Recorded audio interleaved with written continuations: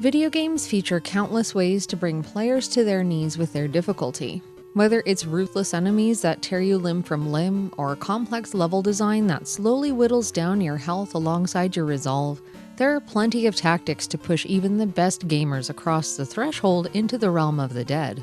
But beyond all that fast-paced action, there are all the experiences that intend player demise in slower and more thoughtful ways. Ways where it's deliberately worked into mundane actions like exploring down the wrong hallway or opening up the wrong door.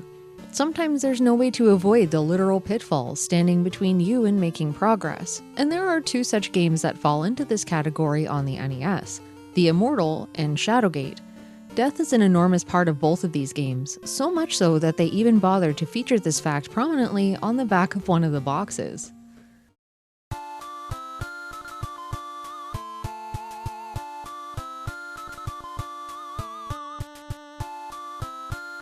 The Immortal is an isometric adventure puzzle game that follows a student of the arts of wizardry on a quest to find his missing teacher, Mortimer. When you start a new game, you're plopped down inside of a blue chamber, one of many you'll see on the quest. By the time I left this first room to see what lay beyond, I was completely hooked on the story. After interacting with one of the only objects here, a vision of your teacher appears and reveals that he's awaiting rescue deep inside this place.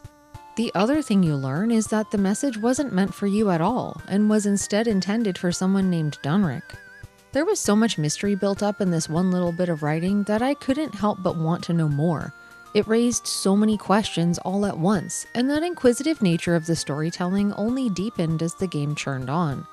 Through conversations with other characters that filled in many details, as well as the brilliant use of dream sequences that occur when you have a snooze on hay piles, it was an absolute joy getting to put all the pieces together. This was one of my favorite aspects of the game because it caused me to question the truth of things I was seeing and experiencing, and wondering exactly why Mortimer had ended up here in the first place. It lent itself well to establishing a tense and suspenseful atmosphere that went hand in hand with the great music. What's neat about The Immortal is that you can potentially learn all of the tricks of the trade by reading the manual through to completion. I'm usually someone who would heavily advocate for taking advantage of the instruction booklet, but the problem here is that beyond explaining what the controls do and how to get your game started, most of the manual spells everything out for you in a walkthrough of sorts. They lay out exactly how to solve all the mysteries you'll encounter, and in doing so, spoil what's to come long before you get there. Some of this is also shown in the title screen cutscenes, and while these clips showcase some of what the game has in store, at least it doesn't outright show you what to do to solve the rooms. I personally read the manual up to page 14, where the book presents you with two options. You can either continue on reading for hints and help, or take a few generic pointers and go out on your own. I chose the latter. In shunning the back half of the manual, I quickly had to learn to accept the cold embrace of death in all its forms. A central part of the gameplay is discovering a new object, item, or person, and seeing if they'll kill you when you try to interact with them. And most of the time, they will. I found this style of gameplay to be simultaneously thought-provoking and hilarious. Adding objects to my small inventory and dreaming up how they could possibly destroy me if I used them the wrong way was a great exercise in creativity, and led to some weighty decision-making. In a way, The Immortal almost plays like a point-and-click game where you might carry a ham around in your pocket thinking you'll need to eat it at some point, but eventually learn that you'll need to whack a yeti over the head with it instead. I was constantly surprised at what happened while experimenting with the items I discovered. Trying on a random ring or drinking the contents of a mysterious bottle could have meant progress or dying a terrible death, and it wasn't long before I lost count of the number of times I perished. Thankfully, the dying really didn't ruffle my feathers too much. That's because the game's extremely generous in giving you 3 lives to get through a stage, and also allows you to continue back at the start of the one you're currently on if you run out of them. Each life was a learning opportunity to build on whatever I experienced last time, which brought me ever closer to victory with each attempt. Well, most of the time anyway. There were a few sticking points I'll get to shortly, but another great feature is the password system, which they refer to here as certificates. You get one after you complete each stage, ensuring that you didn't have to bang your head on the wall working back through the beginning of the game over and over again. Without unlimited continues and a password system, I don't think I would have enjoyed this one nearly as much as I did. I'm grateful for the leniency The Immortal affords in this aspect. Now, while most of this adventure requires meandering and trying to solve some problems to move forward, there's also quite a bit of nonsense in The Immortal that might make some people want to scream into the sky. The unrelenting bats that you can never quite see well enough to hit and kill fast enough were pretty annoying. Even worse still were huge rooms filled with floor traps you didn't even know were there until they killed you with one step in the wrong direction. In most of these cases, a little mapping went a long way, but there were still way too many times that I had to be impaled on a pyre or sucked into a worm's waiting mouth before I found the true path. This trial and error style gameplay is not for everyone, and at times it admittedly did test my patience. Never has a walkthrough in a manual been more tempting to me than this worm floor section, but I resisted the urge. Alongside these slow and cautious areas were a few action sequences that really got my heart rate up. I was split down the middle between feeling like I was going to burst either from frustration or laughing too hard. The barrel paddling part did nothing to me other than draw out my best rendition of the log driver's waltz song, but getting through that stretch was nothing compared to the rage fest that was the magic carpet section. That feat pushed my crankiness meter just off the 0 line, and here's why. Imagine the worst ice physics you've ever encountered in a video game, and then add in a ton of torches that abruptly kill you if you hit them. Don't forget to include ones that are just out of sight up against the wall boundary that you don't know are there until you've run into them. And then factor in the requirement for precision movement when you accelerate instantly and get flung off the walls like you're inside of a bouncy castle. That is this section in a nutshell. I'm going too fast. I have no control. Stop. Sir? I don't know how to make it stop. I'm afraid to push the wrong direction. I didn't know whether to laugh or cry, and all of the times I had to repeat this. But as crazy as it'll sound, I really liked this spontaneity in The Immortal. It wasn't afraid to try new gameplay styles. Even if they had the potential to make your blood boil, even if they felt unfair, they were all part of a dedicated student's mysterious quest to find his master. The most outlandish things didn't really feel out of place given how surreal the whole experience is made to feel, though the magic carpet sequence is an example of a difficulty jump that I think could have used a little more playtesting. Even the controls can be unruly on occasion. I've talked about loving isometric games quite a few times over the years here on the channel, and moving my wizard pal around in The Immortal came as naturally to me as playing Bill and Ted or Snake, Rattle, and Roll on the NES. What I wasn't prepared for was how specific you had to be sometimes. Everything in this game on the player's part needs to be very measured and deliberate, but nothing quite so much as the challenges I faced in climbing down ladders. If you were even just a little bit off the mark, you slipped down the hole and plummeted to your doom. Once in a while, the game would throw you a bone and give you a chance to save yourself as you dangled there by your staff, but I think in all the times this happened to me, I was only able to get it to work once. The manual goes into quite a bit of detail trying to teach players what controls to input to get back out safely, but even my best efforts didn't regularly bear fruit. A lot of my deaths actually came about as the result of battles with monsters roaming around the caverns. Trolls offered quite the challenge, and while the fighting may look chaotic at first glance, it's actually pretty fun. The gist of it is needing to use a series of dodges to counter whatever your adversary's dishing out and taking opportunities to attack when you can. You can see your enemies wind up and prepare to strike, so all you have to do is move in the direction they're going to swing so you don't end up taking the hit. It's similar to dodging punches in Mike Tyson's Punch-Out or avoiding Jason's giant bath time brush in Friday the 13th. Like anything else, it takes a while to get used to, but it's definitely an engaging battle system once you get the hang of it. Some of the monsters in the later stages have enormous health bars, and with a fatigue meter to consider as well, there's actually more strategy than I thought there would be in surviving some of the tougher encounters. One thing that makes all of this battling tolerable, besides from some tight robe action, is the music. The tune that plays while you're smacking around various beasts fueled the frenzy and made needing to repeat fights after dying a treat. It was such a pleasant contrast to the creepy ambience of the music that plays while you roam around exploring each stage, and I wish I could have picked more fights with enemies just to hear it more often. As much as The Immortal might not be something that everyone will love, I personally adored all of the guess and check gameplay, as well as all of the amusing deaths that emerged from fumbling around with a volatile inventory. Dying here is not just a mechanism of failure, but instead prods people's sense of humor. The deaths are displayed and written out in such a way that almost borders on slapstick at times, and I wish more games had this quality. I also loved how the graphics looked in general, aside from the relatively drab chambers of course. The fight sequences and some of the more spectacular backdrops were lovely, and I also appreciated the amount of detail that went into drawing the items you carry with you, as well as the character portraits. The reason why I'd recommend this game in a heartbeat is because it came with such a rewarding feeling of accomplishment whenever I'd figure out a puzzle or see the other side of a difficult fight. With that said, there are some confusing and rightfully annoying parts, so play at your own risk, unless of course you choose to seek help from the manual. No one would fault anyone for that.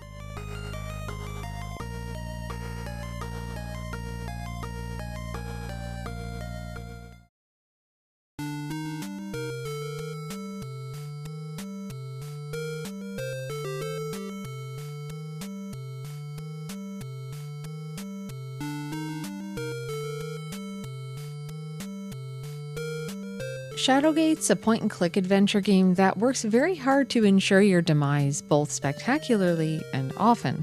You play as the last man in a line of kings that was foretold to defeat evil in the form of a warlock plotting to revive a terrible monster.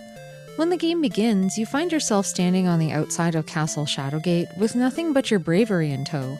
Thanks to this fantastic little introductory sequence that sets the horrors that await into motion, it wasn't long before I was smitten with how good the writing is here. Along with the evocative lore dump comes a feeling of dread that hangs over you as you move inside the building. And once you're in there, the game doesn't even give you a moment to catch your breath before you'll likely end up stumped, facing 2 locked doors with no keys in sight. From here, the adventure unfurls just as you might expect a point-and-click on console would. There are a number of verb actions to take to inspect and interact with the environments, your inventory, as well as with yourself. The number of objects and items you can examine on a single screen is impressive, especially since our lovely invisible companion storyteller elaborates on everything you do. All of the interactions and movements you take as you search the castle's chambers are described with a candid storybook flavor, adding a welcome layer of depth and richness to the experience. As much as I enjoyed reading about the building and all its creepy features, my absolute favorite narrator interjections were around the many ways you succumb to Castle Shadowgate's trials. That know-it-all voice not only points a blaming finger in your direction most of the time, but also doesn't skimp on the gruesome details of how you came to meet your smiling guide to the next life. Some of these descriptions are shockingly detailed, going well beyond anything I expected on a console with such high levels of censorship. I never thought I'd hear a Nintendo game describe my blood and guts to me when they were no longer inside the confines of my own body, but it all made for an even more enveloping experience. The personal shining jewel of all of the death spiels was the one I saw the most often. When your torch runs out of juice, you apparently lose your bearings altogether, keel over, and smash your head so hard that you die. It's actually pretty funny to me that even time itself is working to destroy you every chance it gets. Given my item hoarding tendencies, you shouldn't be surprised to learn that at least 90% of my deaths occurred from letting my flame burn out, since I was saving all of my other torches for later, just in case I'd need them. I think it means for you to keep lighting new torches and eventually beat the game in one fast-paced run after you learn the correct sequence. If I'd played it that way though, every attempt leading up to a perfect winning run would have forced me to start over from the beginning again, and I don't think I would have enjoyed it nearly as much if I'd been forced to do that. It's nowhere near the experience of getting kicked back to the beginning of an action game after running out of continues. Those situations require actual skill to get a little further each time and involve some risk that keeps things interesting. Starting over in Shadowgate would have meant rote repetition of the exact same events, with the only optimization coming from reducing how many actions I took so that my torch wouldn't burn out so quickly. I was quite happy to avoid that dullness. Since you can save pretty much anywhere, I found it much more fulfilling to fiddle around a bit, let my torch go out, and then reload. There wasn't really much of a downside to this strategy, apart from one thing: perpetually hearing the "your torch is low" music. It's a frantic and dissonant little ditty that has way too short a loop to be enjoyable, especially considering how often I had to listen to it. The rest of the soundtrack aside from this is really good, though it does suffer from short loop syndrome as well. There's plenty of variety if you're continually pressing onward to new places in the castle, but standing still and thinking for too long can mean that the music may occasionally press beyond the limits of your patience. I really appreciated how the macabre environments matched the musical tone. The graphics here are nice and intricate, and they really had to be in order to make something like a point-and-click game work well on the NES. As you navigate around the screen with the pointer, there's no indication that you're hovering over something important or interactable, leaving all of the choice up to you. Even without that advantage though, the majority of the time I had very little trouble figuring out what things I could make off with, even if I had no idea how to use them yet. The thought of this brave hero loading up his arms with vials, weapons, and sacks of all kinds while fumbling around in this terrifying castle and narrowly escaping death around every turn tickled me. I had nearly as much fun testing out the inventory as I did in The Immortal, never quite knowing what to expect. There are actually quite a few horrible things you can do even to yourself if you dare to try, but I'll leave those up to you to find out about on your own. I also liked how alien this place feels. It's rooted in our reality, but also has a firmly otherworldly vibe going on with a mix of horror, science fiction, as well as some strong fantasy elements. For example, you might find yourself taking up arms against a fire-breathing dragon, stepping through a door into the void of space, or dying a horrendous death after melting yourself with several kinds of caustic goo. Something that caught me off guard about myself was how often I wanted to try things that felt a little more evil than usual. This was really interesting to me because doing bad things in Shadowgate is completely different than poking an enemy until it explodes in a fast-paced action game. This is thoughtful and methodical plotting to do things like desecrating the dead or repeatedly bludgeoning monsters so they stay asleep. There's an uncomfortable nature to this experience that's undoubtedly a bit morbid, strengthening the game's grip on its dark mood and making it unlike anything else I've played before. Now, Shadowgate's a pretty quick game once you know the correct event sequence, but finding that thread the first time is a very well-kept secret of all of the traps the castle has set out for you. Among some smooth navigation and clever logic are some irritating aspects. I'd be lying if I said that the adventure was completely devoid of pixel hunting to uncover some puzzle solutions, which did lead me to a few forehead-slapping moments. Poring over the screen and unpacking every inch is obviously part of the charm and challenge of these kinds of games, but I felt like some of the solutions were unfair in what they asked from the player. A great example of this is how I was stuck in the first part of the building for what felt like ages. I wandered from room to room, examining every suspicious-looking brick and trying everything in my inventory I could think of to move on, but nothing was working.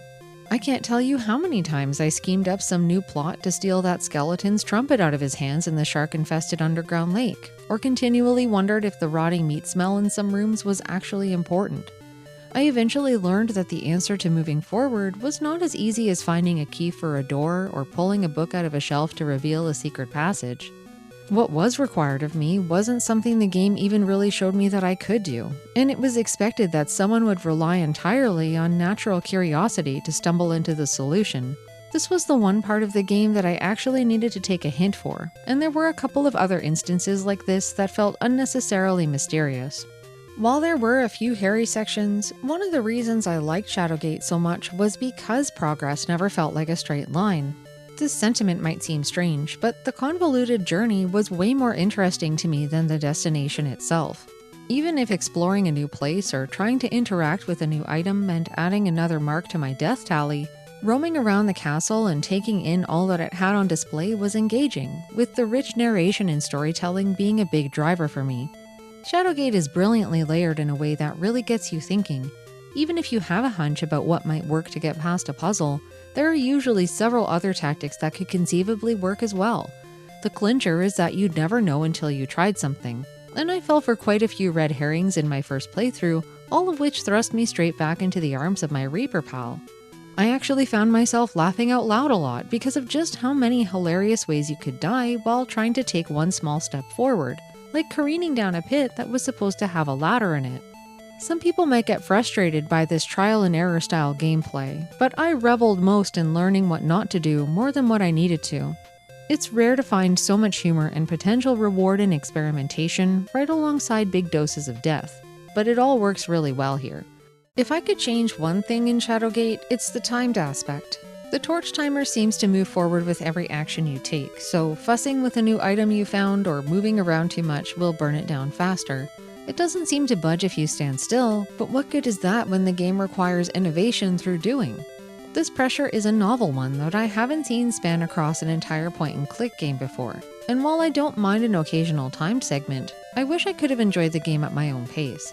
There were many instances where I would have given anything to be able to click around in a new room without having to worry about that terrible torch song chiming in again. But the game was still far from a miserable experience even with that looming over me. It was more of an inconvenience than anything else. On the surface, Shadowgate appears to be a grisly trek through a malevolent building, but it's honestly so much more than that. Its puzzle style raises a high challenge bar, paired nicely with what it considers some of the best narration on the console. The game built up an uneasy feeling of tension and suspense the entire way along, which drove my desire to push through the pain of dying and see more of the castle. It was very clear that the developers intended for people to get creative and not only find a way forward, but also find all the ways you could die along the way. The amount of care and attention that went into both success and failure truly sets this game apart into its own league of awesomeness. I can't recommend it enough.